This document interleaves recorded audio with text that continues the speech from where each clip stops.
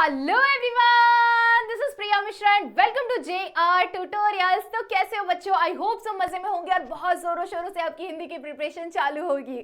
चलिए, सो आज हम एक और न्यू टॉपिक कवर करने वाले हैं जो कि आपके एग्जाम में 20 मार्क्स देके आपको जाने वाला है। मोस्ट इंपॉर्टेंट आपका गद्य का part, it means a passage का पार्ट, जो कि आपको आपके एग्जाम में फर्स्ट क्वेश्चन आता है 20 मार्क्स के लिए। और ये 20 मार्क्स पाना बहुत ज्यादा चिंदी है, बहुत ज्यादा इजी है, जिसे हम सीखेंगे कि कितना फास्ट हम इस क्वेश्चन को अटेम्प्ट कर सकते हैं और हमें किस तरह से, किस लॉजिक के हिसाब से इस क्वेश्चन को अटेम्प्ट करना है। ठीक है, चलिए, सो हमारा 10th स्टैंडर्ड हिंदी का पैसेज सॉल्यूशन कंप्लीट 20 मार्क्स आपके पास आने वाला है एंड ये कंप्लीट 20 मार्क्स आपके लिए फिक्स होने वाला है। This is my Insta ID. अगर आपको कुछ भी डाउट हो, कुछ भी प्रॉब्लम हो, तो आप मुझे डीएम कर सकते हैं। चलिए, सो शुरू करेंगे।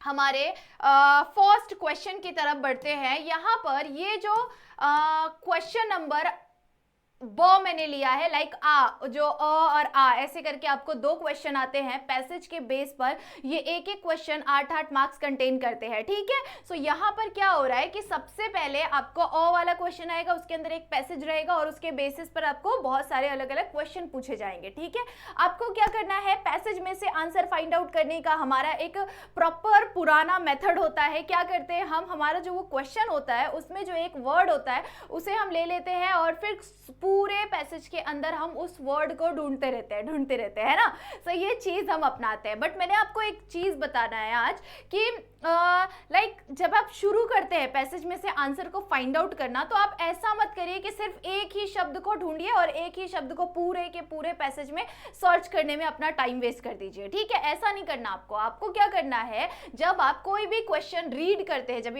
अगर हम साथ में भी सॉल्व करने वाले हैं तो आप साथ में सॉल्व करेंगे मेरे, आप भी देखेंगे कि मैंने किस तरह से फाइंड आउट किया है, आप किस तरह से फाइंड आउट करेंगे मुझसे पहले। अगर आप फाइंड आउट कर रहे हैं तो आप मुझे कमेंट में फटाफट से बताएंगे। ठीक है, सो ऐसे हम साथ में कोशिश करेंगे ढूंढने की। ठीक है, ये क्वेश्चन आपको क्या पूछता है, निम्नलिखित पठित गद्यांश पढ़कर दी गई सूचनाओं के अनुसार कृतियां पूर्ण करिए। यहां पर इसके पैसेज के नीचे आपको कुछ क्वेश्चन पूछे गए हैं, कृतियां की गई है, वो सारे कृतियों को आपको क्या करना है, पूर्ण करना है। ठीक है, अब हम शुरू करेंगे हमारे पैसेज में से आंसर ढूंढने का काम। ठीक है, चलिए, सबसे फर्स्ट क्वेश्चन यहां पर हमें क्या पूछा गया है, लेखक के जीवन पर हुआ परिणाम। अब जैसे ही हमने ये क्वेश्चन पूछा, हमने ये क्वेश्चन देखा कि हाँ ये क्वेश्चन हमें पूछा गया है, लेखक के जीवन में हुआ परिणाम। ठीक है, लेखक के जीवन पर हुआ परिणाम, लेखक के जीवन पर हुआ परिणाम कैसे, नो ये फर्स्ट क्वेश्चन नहीं है, ये रहा फर्स्ट क्वेश्चन, है ना,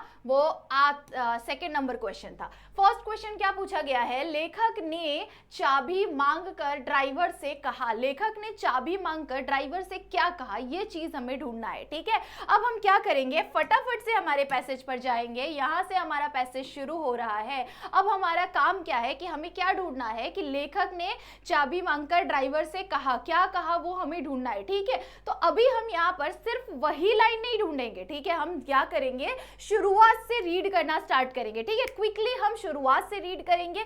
ऐसा नहीं कि आपको एकदम थरोली रीड करना है, एकदम बढ़िया तरीके से आपको पढ़ना है, नहीं, बस आपको ऐसा पढ़ना है कि जिससे आपके नजर में वो शब्द रह जाए कि हाँ, अगर आपको इसके बेसिस पर दूसरे क्वेश्चन, कुछ और क्वेश्चन अगर पूछे गए इस पैसेज के बेस पर, तो वो चीजें आपको क्लिक रहेगी माइंड में कि हाँ ये शब्द हमने नीचे पढ़ा हुआ था, ये शब्द हमने ऊपर पढ़ा हुआ था। ठीक है, तो वो याद रखने के लिए आपको एटलीस्ट शुरू से ढूंढना शुरू करना है। जब भी आप आंसर फाइंड आउट करना शुरू करते हैं, चाहे वो फर्स्ट क्वेश्चन हो, सेकंड हो, थर्ड हो, जो भी हो, आपको क्या करना है, शुरू से पढ़ना शुरू करना है। ठीक है, जब आप शुरू से पढ़ना शुरू करते हैं ना, तो आपको ऑटोमेटिकली क्लिक हो जाता है कि कौन सा आंसर कहां पर है। ठीक है, चलिए साथ में ढूंढेंगे। हमें क्या पता करना है कि लेखक ने चाबी मांगकर ड्राइवर से क्या कहा। ठीक है, चलिए, सो यहां पर आपको ऐसा कुछ दिख रहा है क्या लेखक के बारे में, यहां पर हमें बात कुछ ऐसे कुछ हमें शब्द यहाँ पर दिखाई दे रहे हैं, बट यहाँ पर हमें लेखक ने ड्राइवर, ऐसा कुछ करके ड्राइवर ये शब्द हमें कहीं पर भी यहाँ पर नहीं दिखाई दे रहा है। आसानी से गाड़ी छोड़ दिया, बाबूजी प्रधानमंत्री, वहां पर मीन्स उनके बाबूजी प्रधानमंत्री थे। इम्पल्स, ये सारे गाड़ियों के नेम यहाँ पर बताए हुए हैं, क्या है, सोचते विचारते कल्पना उड़ी, ये सारे शब्द यहाँ पर दिए हुए हैं। क्या है, सहाय साहब ड्राइवर से कहिए इम्पल्स लेकर, यस देखिए, इम्पल्स लेकर रेसिडेंस से तरफ आ जाए। 2 मिनट में गाड़ी आकर दरवाजे पर लग गई और अनिल भैया से कहा मैं तो इसे चलाऊंगा नहीं, तुम चलाओ। उसके बाद क्या कहा है, मैं आगे बढ़ा, ड्राइवर से चाबी मांगी, ड्राइवर से चाबी मांगी। यहाँ पर हमें हमारा आंसर मिलेगा, ड्राइवर से चाबी मांगी और बोला, क्या बोला, तुम बैठो आराम करो, तुम बैठो आराम करो। यहाँ पर ये आपको फर्स्ट वाले के अंदर लिखना है और ये आपको सेकंड के अंदर लिखना है। क्या कहा है, लेखक ने ड्राइवर से क्या कहा है, लेखक ने ड्राइवर से कहा कि तुम बैठो आराम करो। अब हमने यहाँ पर इसे कितना इजीली ढूंढा, इसके अंदर आपका रियरली 1 मिनट गया होगा, है ना। 1 मिनट हमने बड़ी मुश्किल से इसके अंदर डाला, बट हमें ये चीज समझ में आ गई कि हमने कहाँ पर क्या पढ़ा हुआ है। ठीक है, ये चीज हमारे दिमाग में एटलीस्ट ऊपर से थोड़ा बहुत ये चीजें आ जाती है। ठीक है, सो यहां पर हमारा फर्स्ट आंसर क्या बनता है, फर्स्ट आंसर हमारा यहां पर क्या आता है कि लेखक ने क्या कहा ड्राइवर से, तुम बैठो, ठीक है, तुम बैठो आराम करो। क्या कहा था, तुम बैठो आराम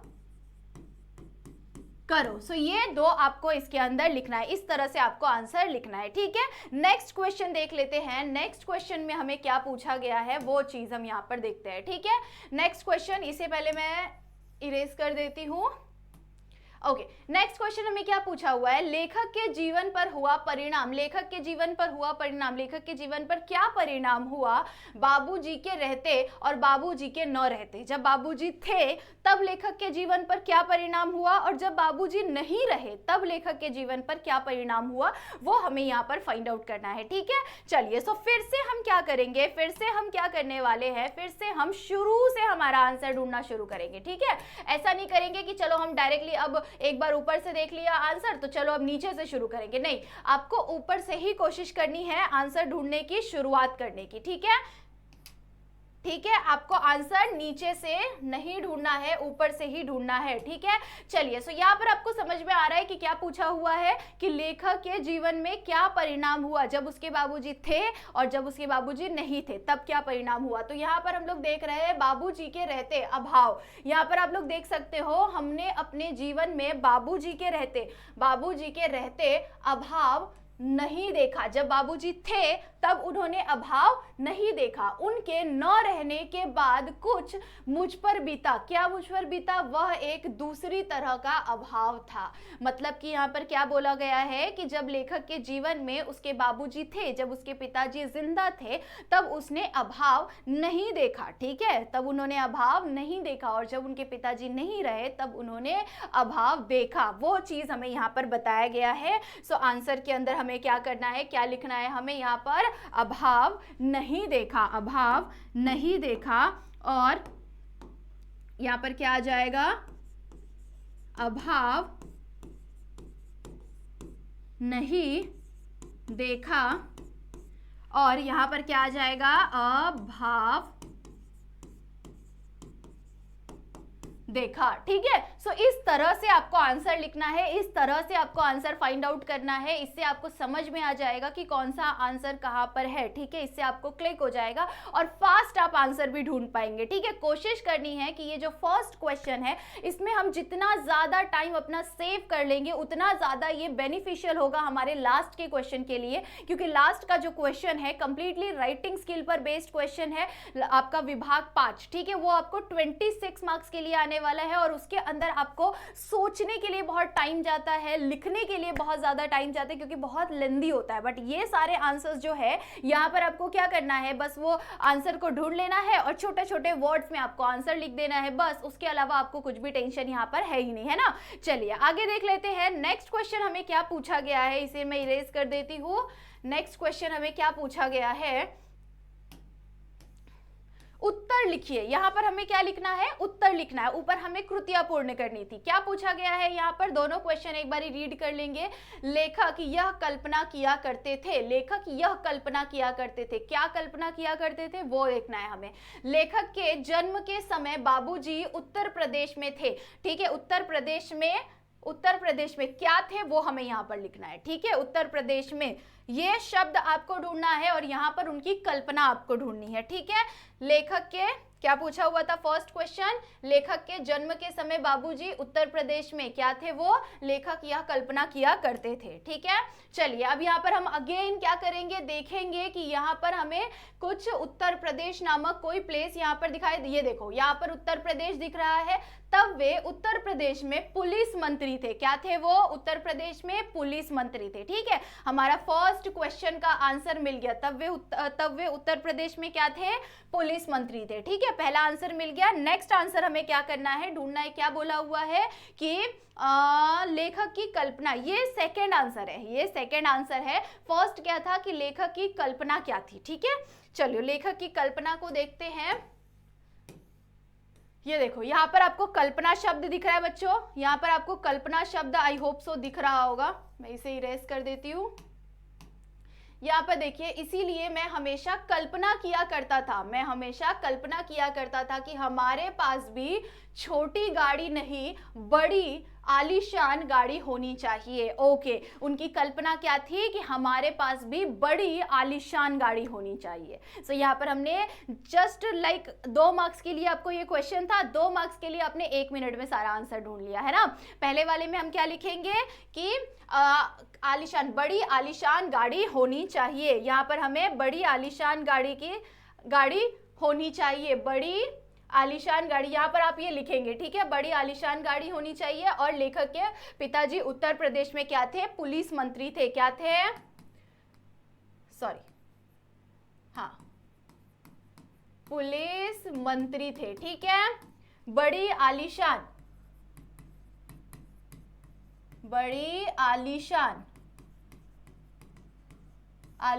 गाड़ी होनी चाहिए, ठीक है, गाड़ी होनी चाहिए, ये उनकी क्या थी, कल्पना थी, ठीक है। सो इस तरह से आपको क्या करना है, आंसर्स को फाइंड आउट करना है और कोशिश करनी है कि जितना ज्यादा फास्ट हो सके उतना ज्यादा आप उस क्वेश्चन को अटेम्प्ट करने में रखें, ठीक है। और साथ ही साथ किसी बात का टेंशन नहीं लेना है, ठीक है। वहां पर जब आप पेपर लिखने के लिए जाते हैं तो पहले ही क्वेश्चन के अंदर आपने अपना सारा एनर्जी लॉस कर देते हैं, क्योंकि फर्स्ट क्वेश्चन आता है और आप सोचते जल्दी आंसर ढूंढना है, जल्दी आंसर ढूंढना है। और जितना ज्यादा आप जल्दी करते हैं, जितना ज्यादा आप घबराते हैं, उतना ज्यादा ही आपका टाइम वेस्ट हो जाता है, ठीक है। साथ ही साथ एक और काम नहीं करना है कि अपने आगे वाले, पीछे वाले, आजू वाले, बाजू वाले, इन लोगों पर डिपेंडेंट होना बिल्कुल नहीं है, ठीक है। कि कोई आपको बोल दे कि हाँ अरे चल भाई तू टेंशन मत ले यार, मैं बता दूंगा, मेरे को पहला आंसर मिलेगा, मैं तुझे दिखा दूंगा, ऐसे लिख लेना, वैसे, ये सब चीजों के भरोसे आप बिल्कुल भी मत जाओ, ठीक है। आपको खुद से कोशिश करनी है, जितना फास्ट आप खुद ढूंढ पाएंगे उतना फास्ट आप दूसरों में से कॉपी नहीं कर पाएंगे, ठीक है। आपको कभी भी दूसरे इसके भरोसे जाना ही नहीं है, आपको कोशिश करनी है कि खुद से आप आंसर ढूंढे, एकदम फास्ट आंसर ढूंढे, लेकिन एकदम शांत मन से ढूंढे, ठीक है।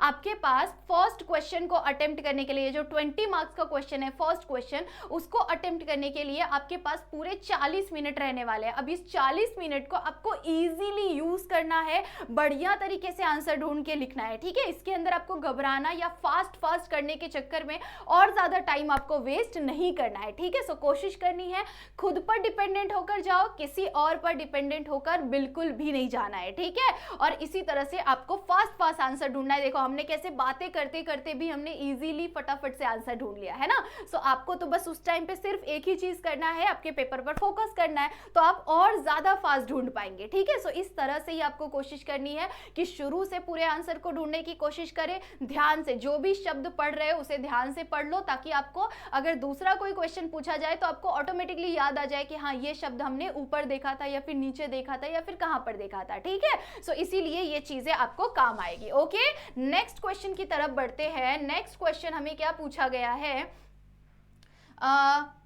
गद्यांश में उल्लेखित विलोम शब्द, यहां पर गद्यांश में उल्लेखित आपको विलोम शब्द ढूंढने के लिए कहा गया है। विलोम शब्द ढूंढकर लिखिए। विलोम शब्द का मतलब क्या होता है बच्चों, विलोम शब्द का मतलब होता है अपोजिट वर्ड्स, ठीक है। विलोम शब्द का मतलब होता है अपोजिट वर्ड्स। अभी हम फटाफट से अपोजिट वर्ड को ढूंढेंगे, ठीक है। आपको अपोजिट वर्ड खुद के मर्जी से नहीं लिख लेना है, आपको किसके अंदर ढूंढना है, जो पैराग्राफ आपको गिवन है उस पैराग्राफ के अंदर से ही आपको विलोम शब्द, it means means opposite words आपको उसके अंदर से ढूंढना है, ठीक है। चलिए साथ में ढूंढेंगे, एकदम पॉजिटिवली ढूंढेंगे, ठीक है, और हमें वो उतना ही फास्ट मिल भी जाएगा, ठीक है। नहीं, हाँ कहीं लिखा हुआ है क्या? नहीं, ये देखो यहाँ पर आपको ये शब्द दिया हुआ है छोटी, और यहाँ पर हमने देखा था बड़ी, है ना। सो ये जो छोटी शब्द है ये क्या हो गया? एक विलोम शब्द। छोटी बड़ी, ये एक विलोम शब्द का पेयर हो गया, है ना। सो ये हमारा एक विलोम शब्द आ गया। कितने विलोम शब्द लिखने थे? विलोम शब्द की सिर्फ एक जोड़ी लिखनी थी। हम यहाँ पर क्या लिखेंगे? बड़ी, छोटी, हो गया हमारा विलोम शब्द। जस्ट एकदम लाइक आप अगर ध्यान से देखेंगे ना तो वो आपको बहुत इजीली मिल जाएगा। सो यहाँ पर हमने विलोम शब्द लिख लिया। अब नेक्स्ट क्वेश्चन आपको क्या पूछा हुआ है? गद्यांश में उल्लेखित शब्द युग्म ढूंढ कर लिखो। शब्द युग्म का मतलब क्या होता है? सिमिलर वाले दो शब्द, ठीक है, जिसके बीच में योजक चिन्ह लगा हो, ठीक है, सेम वाले दो शब्द। ओके, अब क्या करना है? अगेन हम जाएंगे हमारे पैराग्राफ में और उसके अंदर हम देखेंगे क्या देखना है हमें। शुरू में देख लीजिए थोड़ा सा कि अगर आपको कोई सेम वाले शब्द दिखाई दे रहे हैं क्या? नहीं, यहाँ पर हमें कोई भी सेम वाले शब्द नहीं दिखाई दे रहे हैं। बट अगर आप यहाँ पर देखें तो ये देखो, यहाँ पर आपको मिल गया, है ना। यहाँ पर आप देख सकते हो, देख देख फर्स्ट आपको मिल गया। उसके बाद आगे बढ़िए, देखिए दूसरा कोई शब्द आपको दिख रहा है, ये देखो सोचते विचारते, ये भी हो गया एक योजक चिन्ह वाला। देखो धीरे धीरे, ये भी हो गया आपका एक शब्द युग्म। ये देखो आपको 3 शब्द युग्म मिल गए, है ना। सो इसी तरह से आपको ढूंढने की कोशिश करनी है शब्द युग्म। यहाँ पर क्या लिखेंगे हम? क्या क्या आया था आपको? देख,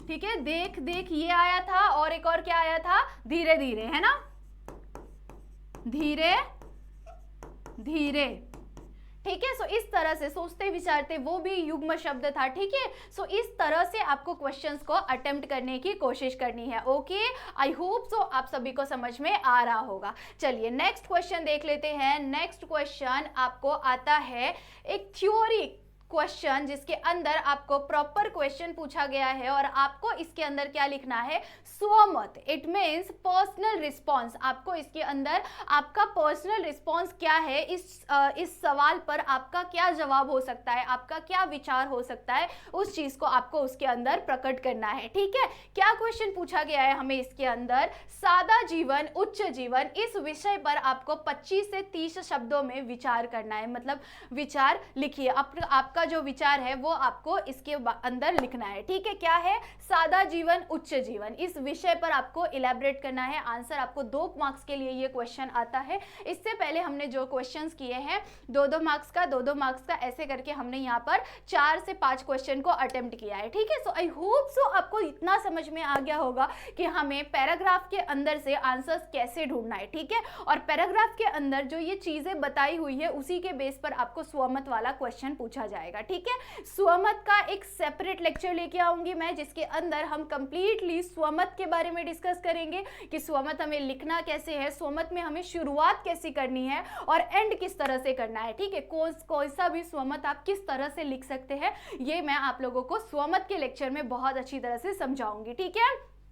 सो आई होप सो आज के लेक्चर में हमने जो चीज़ें सीखनी थी, जो चीज़ें समझनी थी, वो आपने बहुत बढ़िया तरीके से सीखी होगी, समझी होगी कि पैराग्राफ में से आंसर्स ढूंढना किस तरह से है और हम कितना फास्ट आंसर ढूंढ सकते हैं, ठीक है। बस अपने मन को शांत रखिए। जब भी आप पेपर में जाते हैं तो आपको रिलैक्स होकर जाना है। जैसे ही आप फर्स्ट क्वेश्चन, आपके सामने क्वेश्चन पेपर आ रहा है, फर्स्ट क्वेश्चन आपको दिख रहा है, शांति से उस क्वेश्चन को अटेम्प्ट करने की कोशिश करिए। बिल्कुल भी आगे पीछे या किसी और की तरफ मत देखिए कि वो क्या कर रहा है या वो क्या कर रही है। बस आपको फोकस करना है सिर्फ और सिर्फ खुद के पेपर पर, ठीक है। सो आप डेफिनेटली आपका पूरा का पूरा पेपर बहुत अच्छे से अटेम्प्ट कर पाएंगे, ठीक है। उसके साथ साथ मैंने टाइम मैनेजमेंट का लेक्चर बनाया है, जिसके अंदर मैंने बताया है कि आप किस तरह से टाइम मैनेज कर, पूरे पेपर का किस तरह से टाइम मैनेज कर सकते हो, 3 आवर्स को आप किस तरह तरह से यूटिलाइज कर सकते हो, कौन से क्वेश्चन को आपको कितना टाइम देना है और कितना टाइम आप बचा लेंगे जिसके अंदर आप पूरे पेपर को रीचेक कर सकते हैं। तो जरूर से टाइम मैनेजमेंट का लेक्चर देखो, कंप्लीट ग्रामर का लेक्चर देखो, जिसकी वजह से आपको 14 मार्क्स का ग्रामर बहुत इजीली समझ में आ जाएगा। ठीक है, और मिलते हैं लाइव सेशन में। चलिए तो तब तक के लिए बाय बाय, मिलते हैं नेक्स्ट लेक्चर में बहुत इंटरेस्टिंग टॉपिक के साथ फिर से। अगर आप न्यू होंगे चैनल पर तो प्लीज चैनल को सब्सक्राइब कर दो और वीडियो को लाइक करना बिल्कुल भी नहीं भूलना।